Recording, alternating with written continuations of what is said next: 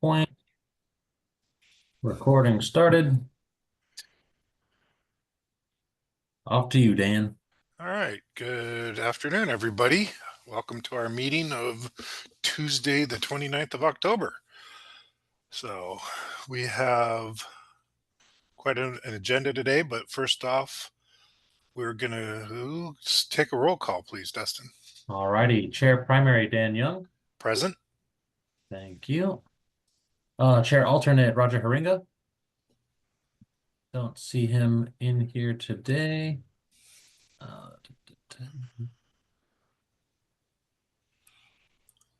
And then the Architect Primary Ning Wing. I'm not seeing them in here today. The alternate Jacob Liddycope. Here. Thank you. Building Official Primary Quinn Tai. Present. Thank you. Alternate Ray Shipman. Not seeing them in here today. Fire Marshal Primary Ken Brulette. Don't see him. I believe he's got a family issue going on and he may not be joining us today. Cities and Counties Primary Hugo Sotelo. Yeah, present. And then I'm on call. If I get paged, I'll have to leave. Okay, just let us know and no worries. Ex officio position home builder affordable housing developer Mike Nykrum. Not seeing them in here. For next, the general contractor developer primary Bill Mybush. He declined the meeting.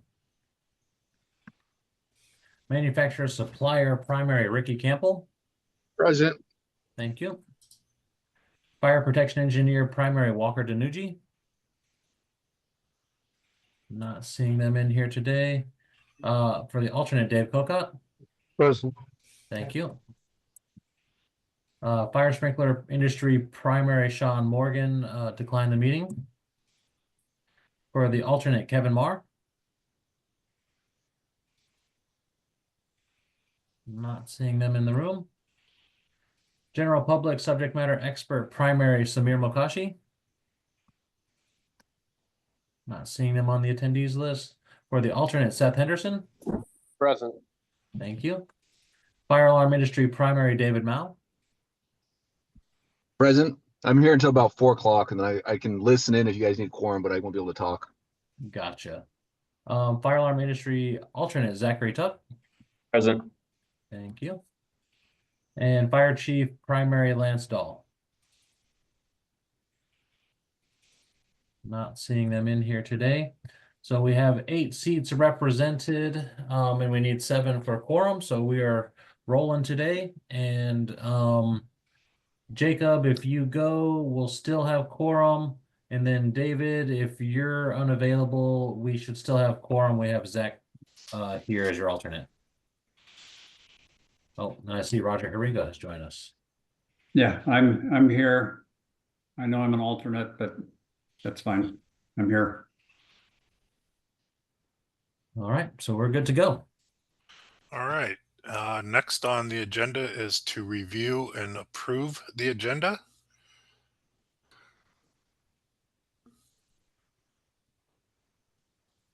This is Quinn. I'll make a motion to approve the agenda. Thank you, Quinn. Do we have a second? Dave Cocott, second. All right. We have a motion and a second. All in favor? Or wait, discussion, I guess, first. Hearing none, we'll go to a vote. All in favor to accept the agenda, please say aye. Aye. Any opposed? All right, motion passes. Next on the agenda is the minutes from October 15th and October 22nd.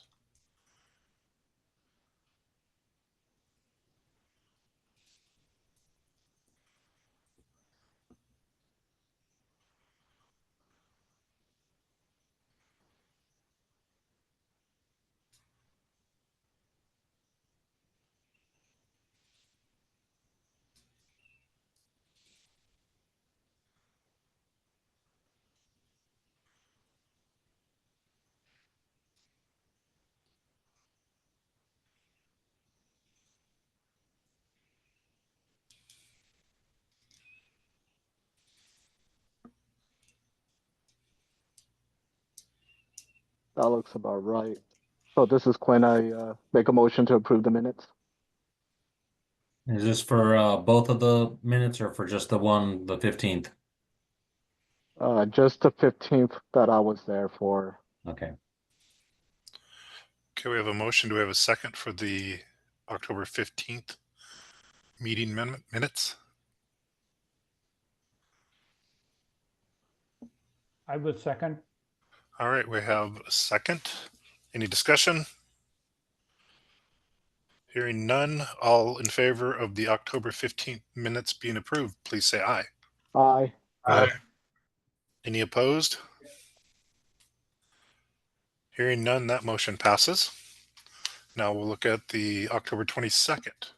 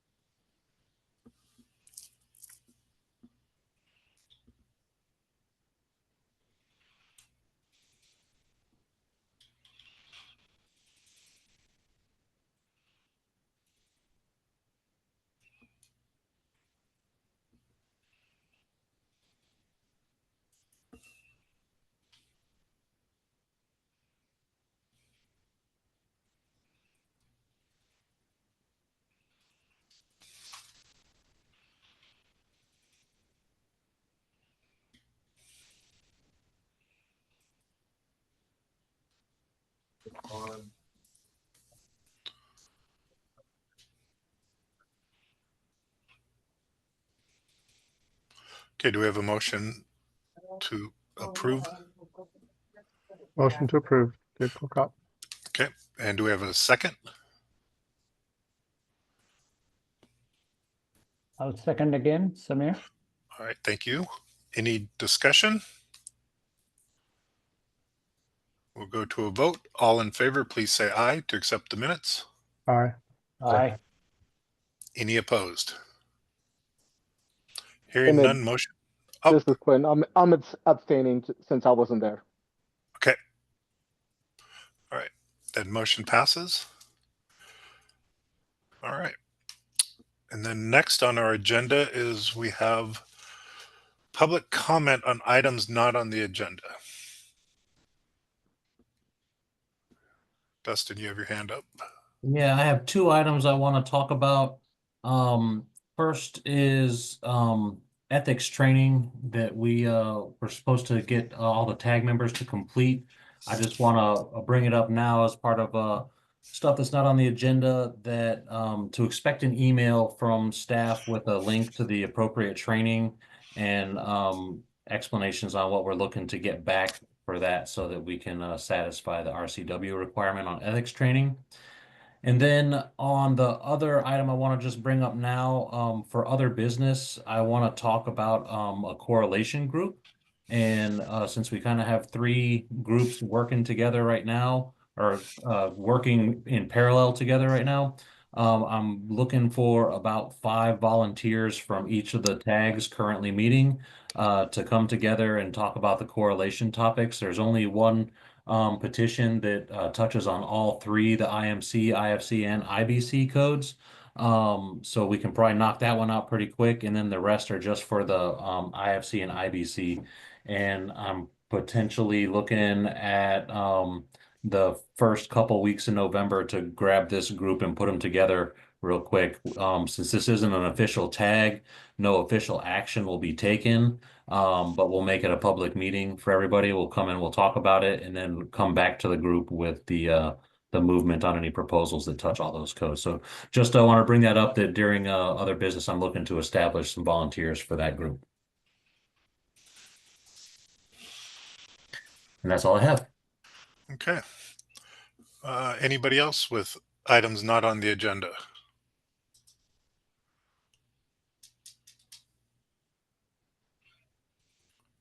All right, not hearing any. We will move on to item 5, which was Ken Brulette's petition.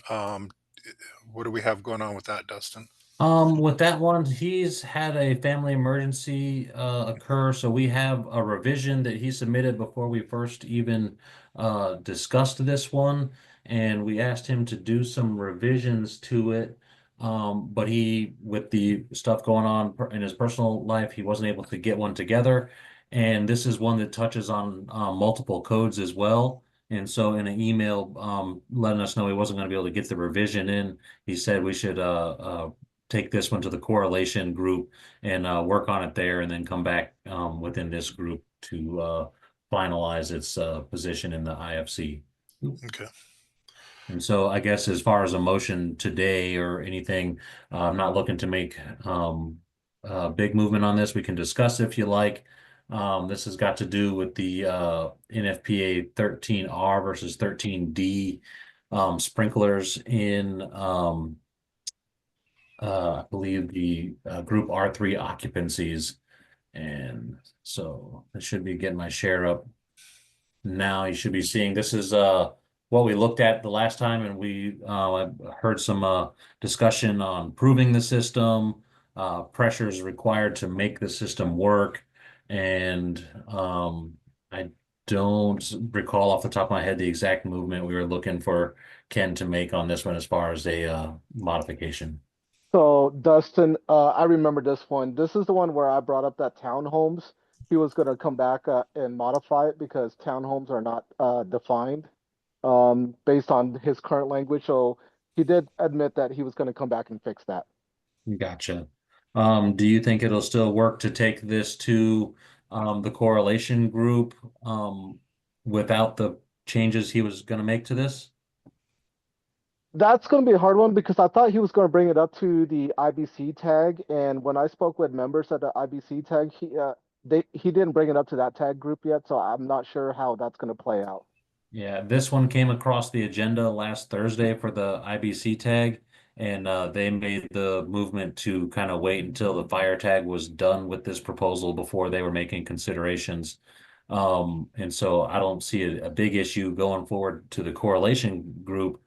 But if he's making some content changes, I'm looking, I guess, at like November 4th or 6th or 11th or 13th. Those are Mondays and Wednesdays to do this. I mean, there's time for Ken to make some changes if he's got the bandwidth, but right now I guess we need to make some changes before we take that to the correlation group. Is that accurate, Quinn?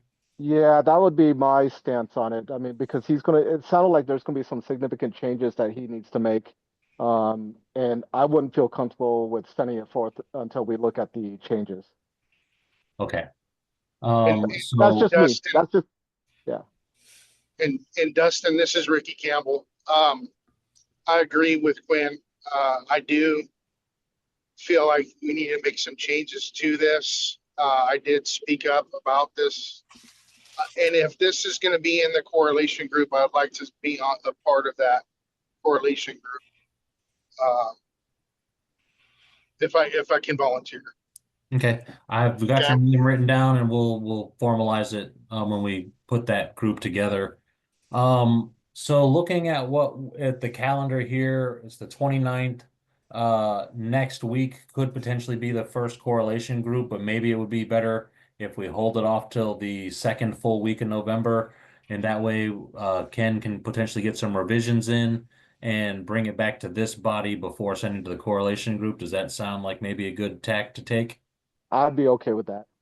Okay. Yes, sir. So then I guess the motion I'd be looking for on this one is to table until I can get with Ken to get some revisions and before we take to the correlation group. I'll go ahead and make that motion then, that we give him time to make the changes. Okay. And I'll second. Okay, we have a motion and a second. Any discussion on this?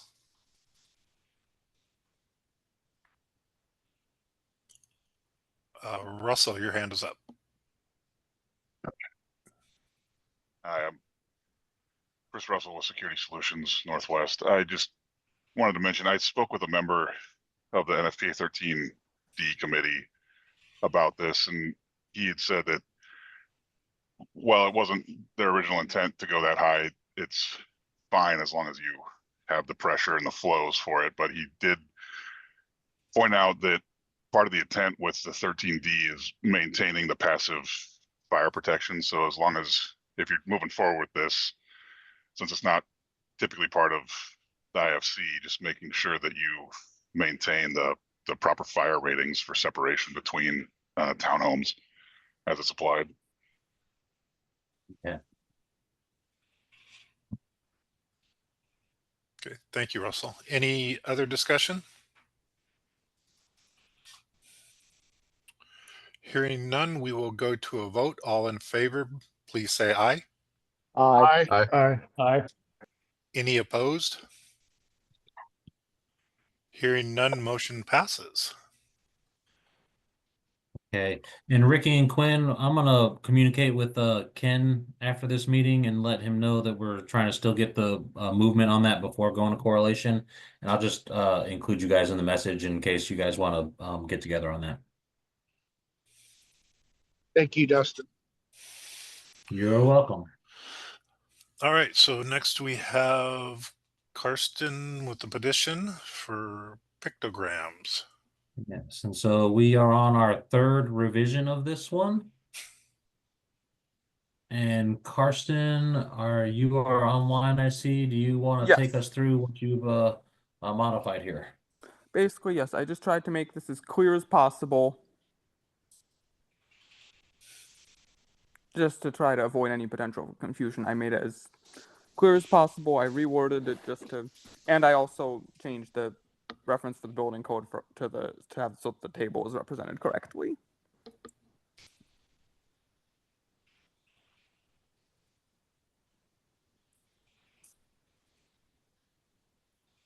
Alrighty, is there any comments or questions for Karsten?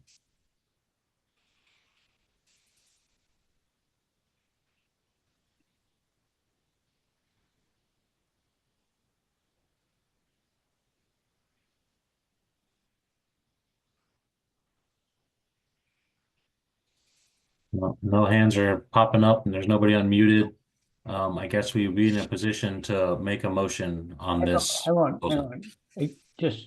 What I would like to propose is exit sign shall either meet the lettering requirements. Instead of that, I would say exit signs shall meet, remove either and lettering meet the requirements of section 1013 have a pictogram for an or an emergency exit according with. So I'm putting that as strikeout so we can see the changes we're making. yep. Yeah, I And think strike out lettering or before have. Strike out lettering as well. Section 113.6.1 is the pictogram, right? Yes. And so have the pictogram for an emergency exit, have the pictogram or an emergency exit according with ISO.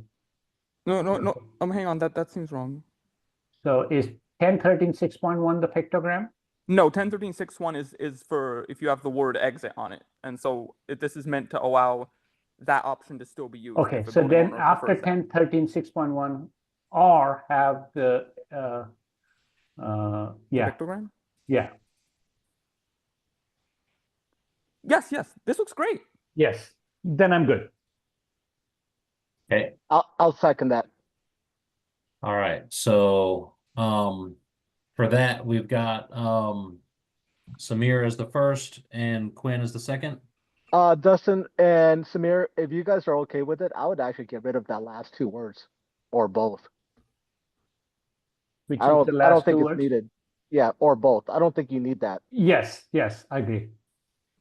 Yes, as long as one could still have both if they want. Yes. That's always the case. Yes.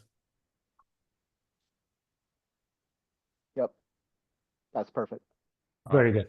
So just to restate the motion, we're recommending adoption to the council as modified here on the screen.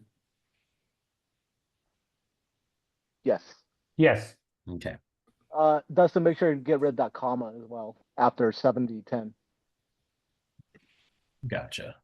I'm going to go ahead and delete that stuff out of here and save this as the revision 4. I just wanted to make it clear what we were changing.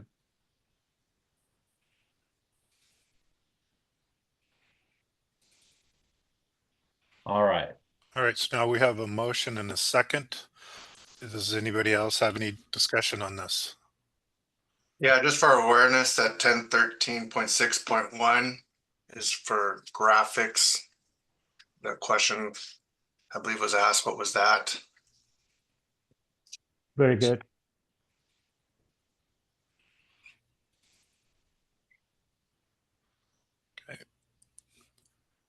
Any more discussion? Hearing none, we will go to a vote. All in favor, please say aye. Aye. Aye. Any opposed? Nay. I want to hear That's about it. Hugo. I'll ask. All right, so who said the nay? That was Hugo, Hugo. but let's go ahead and do a roll call on that one. All right, so roll call is Jacob Liddycoat, Aye. Or yes. Quinn Ty, Aye. and Hugo Sotelo, Nay. Ricky Campbell, Nay. Dave Cocott, Aye. Samir Mokashi, Yes. David Mao, Yes. and that's all. We have a motion passing 5-2. All right, so we go to number 7, which is Spokane Fire Department petition for bulk storage of tires. I think that's going to be Dave, isn't it? Let Yes, me it is. finish making some notes here real quick. No problem. While Dustin's doing that, I'll give a little bit of background. I was not able to participate in the meeting at the original testimony for this proposal. Ken Gillette had indicated that the 2027 code had some differing language for the tire requirements in chapter 9. And I took a look at that, had some discussion with him and made some proposed changes to it. It didn't make the deadline to be able for us to vote today on it, but Dustin has the opportunity to pull it up. We can take a look at it.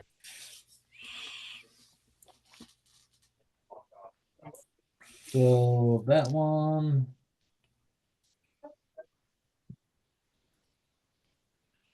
And essentially what it does is it changes it from a square footage to a volume designation. So it's quite clear with that.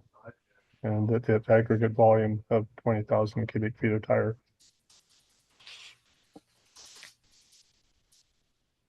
It would also affect 904.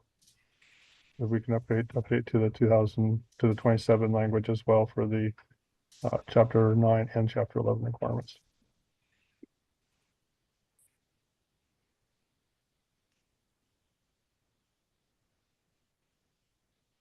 Okay, got this. Sorry, it's taking me so long to pull this one up.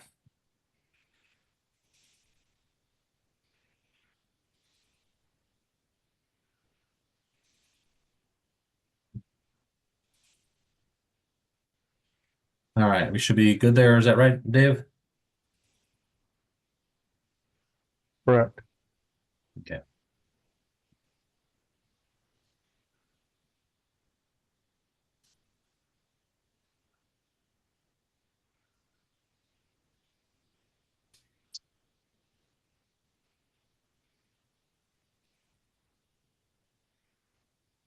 And the change to the language will be consistent with the language that is adopted by consent for the 2027 code.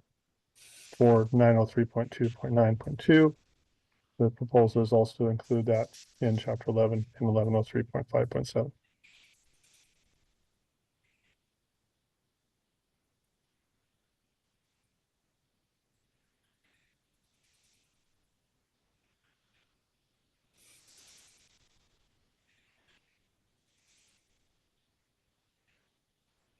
Quinn, you have your hand up.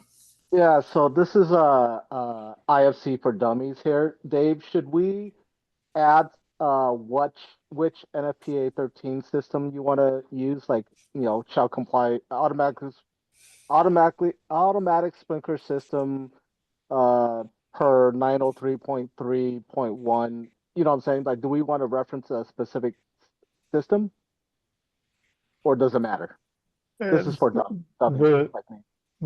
depending on how the tires are stored, if they're gonna be high pile or other things, it's gonna depend on that, which is direct, it's all NFPA 13. So the model code doesn't say 13, so I didn't put it in for our state code. Okay, I was just double checking. Not a problem. Always happy to educate the building officials. Like I said, for IFC for dummies. And a zinger to go along.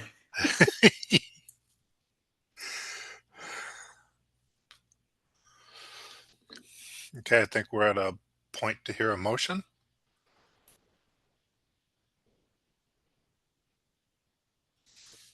All right, I'll motion to approve. Okay, thank you, Samir. And do we have a second? I'll motion a second. Okay. So we have a motion and second. Any more discussion? Not hearing, we will go to a vote. All in favor, please say aye. Aye. Aye. Any opposed? All right, looks like the motion passes. And just to touch on what Dave said when as far as the timing of this availability of the proposal, this will come back for one more final approval as a group of proposals in one more meeting. So public, take your time to digest it. We'll have more time to talk about it if there's concerns. Okay, thank you. And we are now to number 8. So 009 from It's a Spokane Fire Department petition, but there's no It's description. It's me. I figured it was you, Dave. Yeah, it's the separate systems for smoke control. Okay. This one's just back before us. We put it out. This was another one Dave wasn't here to really talk about when we went over it. But there was a numbering issue here, and so it was numbered at 909.20.6.4, and the 2024 code would require it be 5.4. That's the only change we're looking at here today. And as a proponent, I support that. Okay. All right. So do we have a motion? So This is moved. David. I'll motion to approve. Okay. And a second? I'll second. All right. Thank you, Ricky. Any more discussion? Hearing none, we'll go to a vote. All in favor, please say aye. Aye. Aye. Aye. Any opposed? Hearing none, motion passes.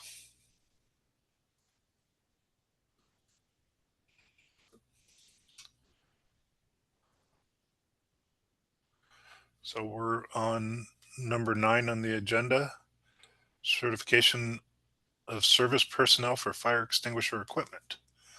We'll wait for Dustin to catch up with us.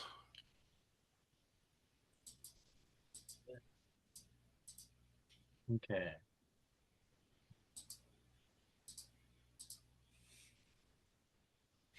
So this one is from Amerex Corp. This James Knowles on this one.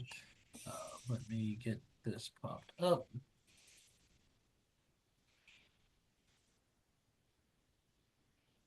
All right, Jamie, if you're there, take her away us on a little just description here. We don't think we've talked about this one. We got some stuff moving on 21 and 24.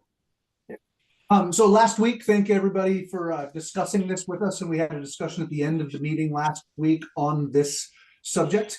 And we were originally discussing the language and factory certification to be added to the second exception that you can see on the screen. When I took that back to the people that I represent at the Fire Equipment Manufacturers Association, the National Association of Fire Equipment Distributors, and the Washington Fire Protection Association, they asked for a bit of an adjustment to that language. And they asked for what you see on the screen here, which is "and certification from a manufacturer or manufacturer's agent" instead of "and factory certification." The reason that they wanted that extra clarification in that language adjustment was because some of the manufacturers will hire a professional training company to do some of their certification work for them. And there is a situation in our industry where Brooks Equipment private labels some of these fire systems and trains, so they're not the manufacturer, but they train distributors to install it. So we would like and certification from a manufacturer or manufacturer's agent instead of and factory certification.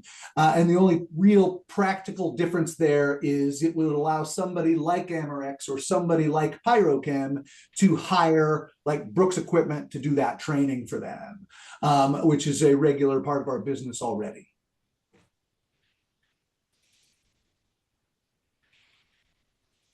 So Jamie, I got a question. This is Ricky. Yes, sir. So having that, I guess it would be third party or that manufacturer's agent provide that training, will that maintain that UL 300 listing of that product? 100%. It'll mean whatever the listing of that particular product is. And for industrial chem systems, it would be UL 1254. Yes, it will absolutely maintain the UL listing of that product. And it will be a factory certification from the factory that built that product. It would just be administered by a training entity. Right, there are professional training companies that are hired by some of these manufacturers to do some of that work. That's the only real thing we're doing here, is allowing those training companies to do the training for the manufacturer. Okay, and then does that certification or that training, does that stay with the individual that's actually doing the installation, or is that party to the installing company? It's to the installing company. I mean, it's issued to the technician, but I want to be really clear about that. If the technician leaves the company, the certification is null and void because it's tied to the distributorship. So that's why it's that way. And every manufacturer does it that way, not Amerex specifically. Everybody does it that way. It is an industry standard.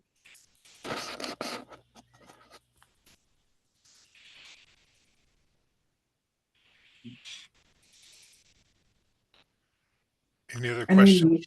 Yes. Oh. No. Any other questions for him?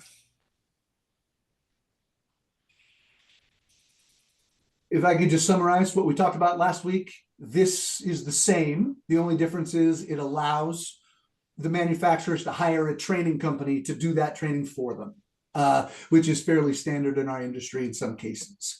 So other than that, practically, it's the same effect on the state of Washington. Hugo, you have your hand up. Yeah, so with some of these other certification, like NICET, there's some requirements. Oh, Hugo, you got muted. All right. There you go. Sorry. So with other certification programs such as NICET, there's an expectation to maintain CEUs and obviously do those continuing education classes. Would this certification also require that? In addition, is there an expiration date, a renewal process? So the ICC NAFED certification that's listed in exception 2, that is a 3-year certification that's issued by ICC NAFED, and it requires 100 hours of continuing education credits for a 3-year renewal. There are no continuing education credits right up front for the first certificate, but the renewal does require 100. 25 of those are for each year. So 3 years would get you 75 hours, and then there are 25 hours of classroom time that have to be added as well.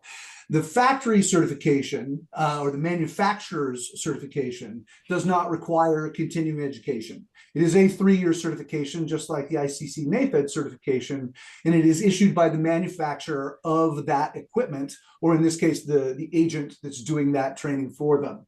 But it would be a specific certification for that specific system. So if it's an Amerex IS system, it would be a certification for an Amerex IS system. If it was a Pyrochem Monarch system, it would be a certification for the Pyrochem Monarch system. But both ICC NAFED and the factory certifications are 3-year certifications.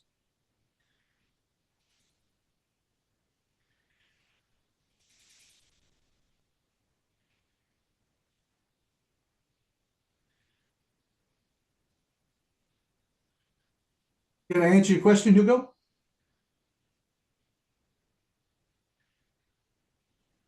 Yeah, you did.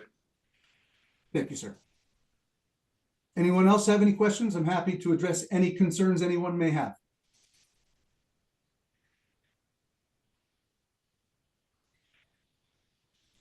Hey, Dan, this is Ricky Campbell. Yes, sir. I would like to have this move forward to the Building Code Council with approval. Okay. This is Dave- Quinn. I'll Dave- second that. Okay, thank you, Quinn. So we have a motion and a second. Any further discussion?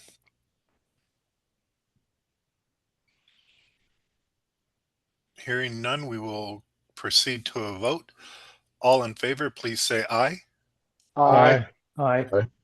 Any opposed? Hearing none, motion passes.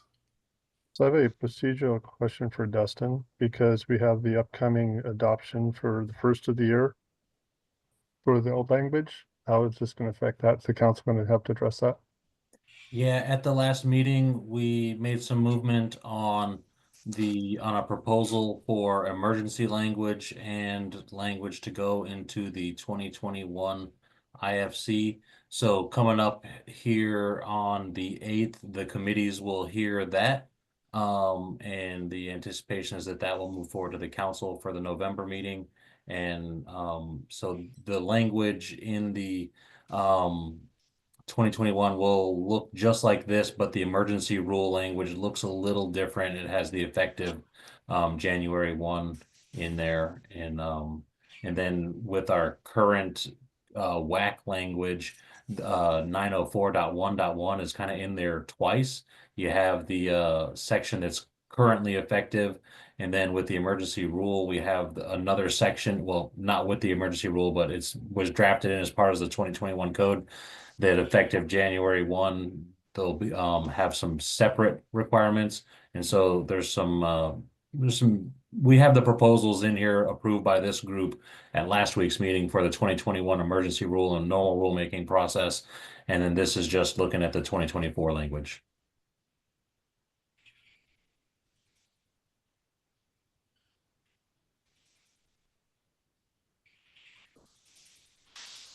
With that being said, Dustin, I do have a proposal on this one that we had already approved and moved forward. I believe my proposal did address the 2021 and 2024. Is that your understanding? Just so I make sure I'm doing everything right. So your proposal, was that the one that we moved forward last week? I believe, right? I think it was 2 weeks 2 ago. weeks ago. Yeah, I think it was 2 or 3 weeks ago. Yeah. I may be getting it mixed up on the exact Yeah. date we heard. Yeah. But we did I move believe- that one forward, and then just working with Jamie on this one to change it up a little bit to get what we have here. We just Yeah. made slight modifications to address only the anticipated changes we're making in the 2021 so that the code language looks correct when we get it out there and published. Right. My understanding, I'm sure. two proposals will move forward together, right, and be added together? Yeah. That's right, okay. But thank you, sir. Ricky, like the one that we're talking about, yes, it would address the 2024, but we're bringing this one specific to 2024, and those other ones that we moved are specific to 2021. Okay. But with the same language contained, at least the intent is to have it all mean the same thing, although some of the WAC language looks a little bit different. Yeah. Okay, thank you.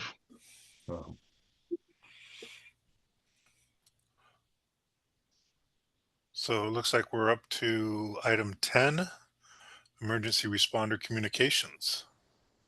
And so I didn't get back to Ricky timely enough on Friday to get him hooked up, but this one, we don't have a new proposal ready for this one here today.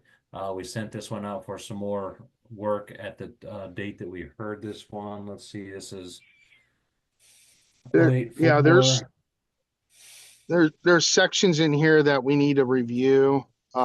David, and I think Ken, but but we need to work through some of these new proposed language for the model code. Make sure everybody's on board with this. Haven't put together the work group yet. We haven't met yet. Let me say it that way. Gotcha. And so I guess the motion I would be looking for on this one is just to table it until we can get some more movement on it.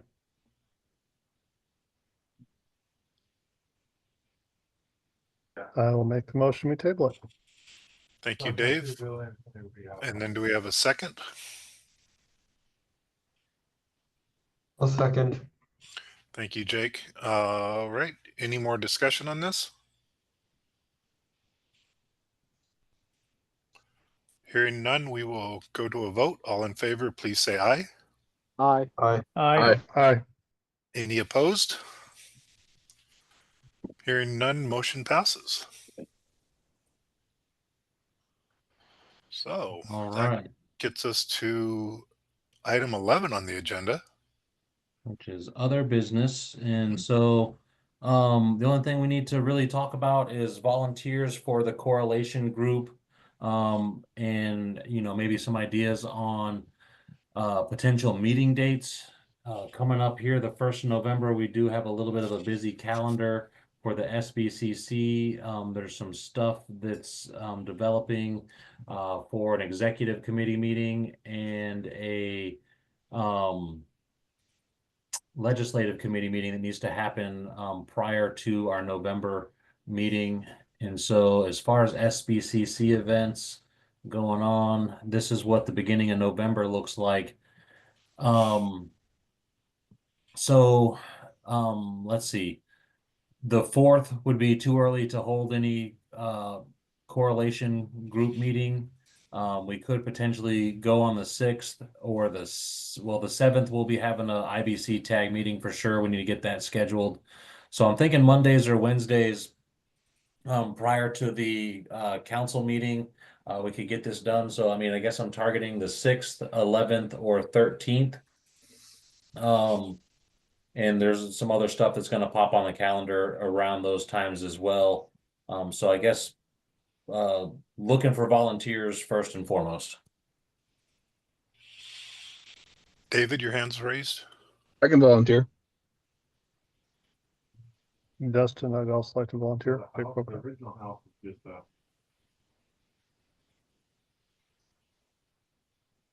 Okay, so Ricky volunteered earlier. I now have David Mao and Dave Kokot.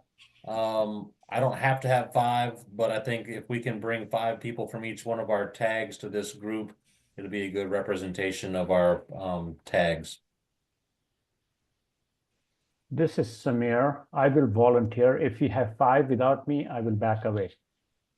All right.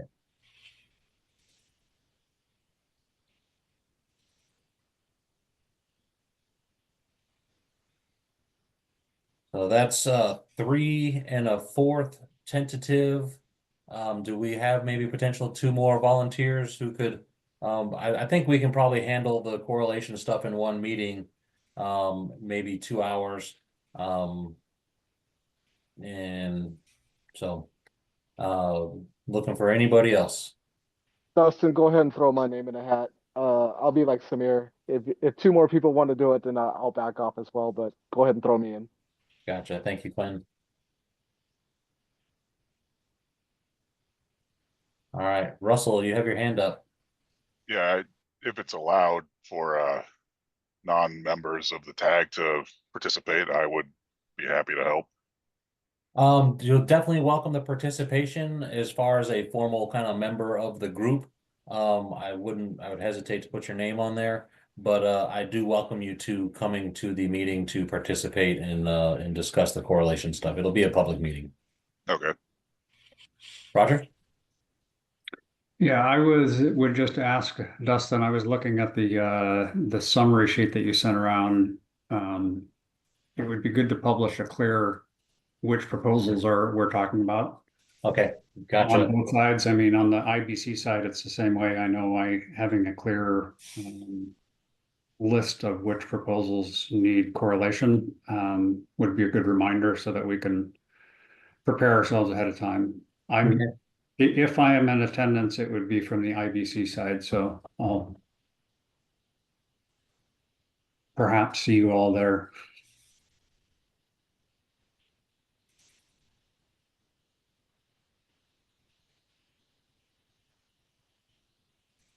All right, so I don't see any more hands popping up. So Ricky, David, Dave, Samir, and Quinn expected an email kind of inducting you into this work group, and then we'll strategize best availability once I can get the other tags to get some volunteers and set up a meeting date to go over some stuff. And then as a follow-up on that, I'll also get a clear correlations list out to folks. They're labeled on there, which if they touched multiple codes, but I can whittle it down so that we're just looking at those proposals.